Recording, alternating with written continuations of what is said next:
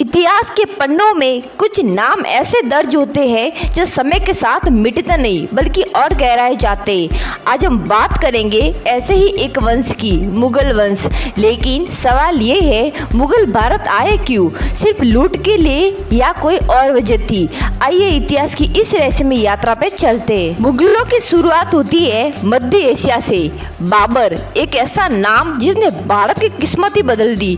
वो तैमूर का वंशज था, चंगेज खान की नस्ल से भी जुड़ा था। बचपन से ही उसे समरकंद और फरगाना जैसे इलाकों के लिए संघर्ष किया, लेकिन बार बार हारने और सत्ता गंवाने के बाद उसकी नजरें एक लक्ष्य पर टिक गई, हिंदुस्तान। बाबर ने 1525 में भारत पर हमला किया और पानीपत की पहली लड़ाई में इब्राहिम लोदी को हराया।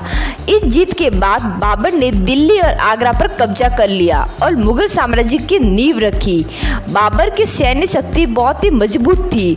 उनके सैनिक अच्छी तरह से प्रशिक्षित थे। बाबर एक अच्छा रणनीतिकार भी था। उसने अपने सैन्य शक्ति का भी सही तरीके से उपयोग किया। भारत की राजनीतिक स्थिति बाबर के लिए अनुकूल थी। उसने इसका फायदा उठाया। बाबर का भारत आगमन एक महत्वपूर्ण घटना थी जिसने भारत इतिहास को आकार दिया। बाबर की जीत ने मुगल साम्राज्य की नींव रखी जो कई सदियों तक भारत का शासन किया। हमारे मन में एक सवाल उठता है कि बाबर भारत क्यों आया? बाबर मध्य एशिया के एक शासक था जो तैमूर और चंगेज खान के वंशज थे। वह एक महत्वाकांक्षी और साहसी व्यक्ति था जो अपने साम्राज्य का विस्तार करना चाहता था। बाबर को भारत की दौलत और शक्ति के बारे में पता था। वह इसे हासिल करना चाहता था। बाबर के समय में मध्य एशिया में स्थिति अस्थिर थी और वह एक नए अवसर की तलाश में था। बाबर के समय में भारत में कई छोटे राज्यों का अस्तित्व था जो आपस में लड़ते रहते थे। बाबर ने इस स्थिति का फायदा उठाने का फैसला किया। भारत उस समय छोटे छोटे राज्यों में बटा हुआ था। दिल्ली की सत्ता लोदी वंश के पास थी, लेकिन वहाँ असंतोष चरम पर था। भारत तब सोने की चिड़िया कहलाता था। समृद्ध शहर, व्यापार, सोना चांदी, ये सब लुभा रहे थे। बाबर चाहता था उसके पूर्वजों की तरह वो भी एक महान साम्राज्य बनाए। अपने ही इलाके में हारने के बाद बाबर को एक सुरक्षित और मजबूत सत्ता की जरूरत थी। पानीपत की पहली लड़ाई भारतीय इतिहास में एक महत्वपूर्ण घटना थी जिसने मुगल साम्राज्य की नींव रखी। पानीपत की पहली लड़ाई का कारण दिल्ली सल्तनत के शासक इब्राहिम लोदी और बाबर के बीच प्रशस्त बंधन थी। बाबर ने भारत पर हमला किया और इब्राहिम लोदी को चुनौती दी। पानीपत की पहली लड़ाई पानीपत में हुई थी जो वर्तमान में हरियाणा राज्य में स्थित है। यह स्थान दिल्ली से लगभग 90 किलोमीटर उत्तर में है। पानीपत की पहली लड़ाई 21 अप्रैल 1526 में हुई थी। पानीपत की पहली लड़ाई में दो पक्ष थे।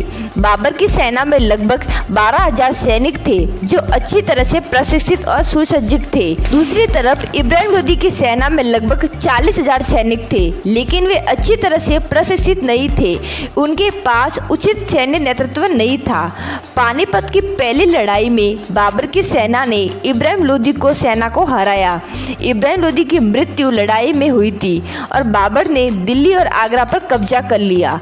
पानीपत की पहली लड़ाई में मुगल साम्राज्य की नींव रखी जो कई सदियों तक भारत पर शासन किया। पानीपत की पहली लड़ाई में दिल्ली सल्तनत के अंत की शुरुआत की।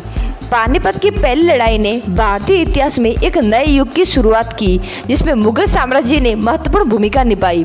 पानीपत की पहली लड़ाई भारतीय इतिहास में महत्वपूर्ण घटना थी जिसने मुगल साम्राज्य की नींव रखी। इस लड़ाई में दिल्ली सल्तनत के अंत की शुरुआत की और भारतीय इतिहास में एक नए युग की शुरुआत की। यही वह क्षण था जब मुगल साम्राज्य ने भारत की जमीन पर पहला कदम रखा। मुगल साम्राज्य की स्थापना बाबर ने 1526 में की थी जो तैमूर और चंगेज खान का वंशज था। बाबर ने पानीपत की पहली लड़ाई में इब्राहिम लोदी को हराकर दिल्ली सल्तनत पर कब्जा कर लिया था। मुगल साम्राज्य की नींव रखी थी। मुगल बादशाहों का शासनकाल कितने साल चला, आइए जानते हैं। बाबर 1526 से 1530। बाबर ने मुगल साम्राज्य की स्थापना की और अपने आत्मकथा बाबरनामा लिखी। बाबर की आत्मकथा में उनके जीवन, लड़ाइयाँ और अनुभवों का वर्णन है जो इतिहासकारों के लिए एक महत्वपूर्ण स्रोत है। हुमायूं 1530 से 1540। हुमायूं ने अपने पिता बाबर के बाद शासन किया, लेकिन शेर शाह सूरी ने उन्हें भारत से बाहर कर दिया। बाद में उन्होंने दिल्ली पर फिर कब्जा कर लिया और अपनी स्थिति मजबूत की। अकबर 1556 से 1605 अकबर ने मुगल साम्राज्य को मजबूत किया और अपने धार्मिक सहिष्णुता और प्रशासनिक सुधारों के लिए प्रसिद्ध हुआ। अकबर ने राजपूतों और अन्य स्थानीय शासकों के साथ समझौते किए और मुगल साम्राज्य का विस्तार किया। जहांगीर 1605 से 1627 जहांगीर ने अपने पिता अकबर की नीतियों को आगे बढ़ाया और कला और संस्कृति को प्रोत्साहित किया। जहांगीर के शासनकाल में मुगल कला संस्कृति ने नई ऊंचाई को छुआ। शाहजहां 1628 से 1658 शाहजहां ने ताजमहल का निर्माण कराया और मुगल वास्तुकला को नई ऊंचाई पर पहुंचाया। शाहजहां के शासनकाल में मुगल साम्राज्य की समृद्धि और शक्ति चरम पर पहुंच गई थी। औरंगजेब 1658 से 1707 औरंगजेब ने अपने पिता शाहजहां को कैद कर दिया था। मुगल साम्राज्य का विस्तार किया, लेकिन उसकी धार्मिक रीतियों ने साम्राज्य को कमजोर कर दिया। औरंगजेब के शासनकाल में मुगल साम्राज्य की एकता स्थिरता खतरे में पड़ गई थी। मुगलों ने भारतीय वास्तुकला में एक नए युग की शुरुआत की। उन्होंने ताजमहल, लाल किला, फतेहपुर सीकरी जैसे स्मारकों का निर्माण कराया, जो आज भी भारतीय वास्तुकला में उत्कृष्ट उदाहरण है।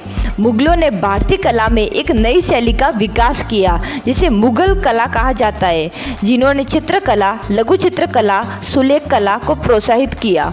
मुगलों ने उर्दू और फारसी साहित्य को प्रोत्साहित किया। उन्होंने कई महत्वपूर्ण साहित्य कृतियों का निर्माण कराया। मुगल प्रशासन एक केंद्रीकृत व्यवस्था थी, जिसमें बादशाह सर्वोच्च अधिकारी था। मुगल प्रशासन में विभिन्न विभाग थे, जैसे दीवान, मीर बख्शी, साद्र। मुगल अर्थव्यवस्था कृषि पर आधारित थी और व्यापार उद्योग विकसित थे। मुगल कला और संस्कृति ने भारतीय इतिहास पर गहरा प्रभाव डाला। मुगल वास्तुकला, चित्रकला, साहित्य और संगीत ने नई ऊंचाइयों को छुआ। मुगल साम्राज्य का पतन औरंगजेब की मृत्यु के बाद शुरू हुआ, जब उनके उत्तराधिकारी ने साम्राज्य को संभालने में असमर्थता दिखाई। मराठा और ब्रिटिश शक्तियों के उदय ने मुगल साम्राज्य को और कमजोर कर दिया। 1857 के सिपाही विद्रोह के बाद मुगल साम्राज्य का औपचारिक रूप से अंत हो गया। तो ये थी मुगलों की भारत में आने की वजह। अगर आपको ये वीडियो पसंद आई हो तो लाइक करें, शेयर करें और चैनल को सब्सक्राइब जरूर करें।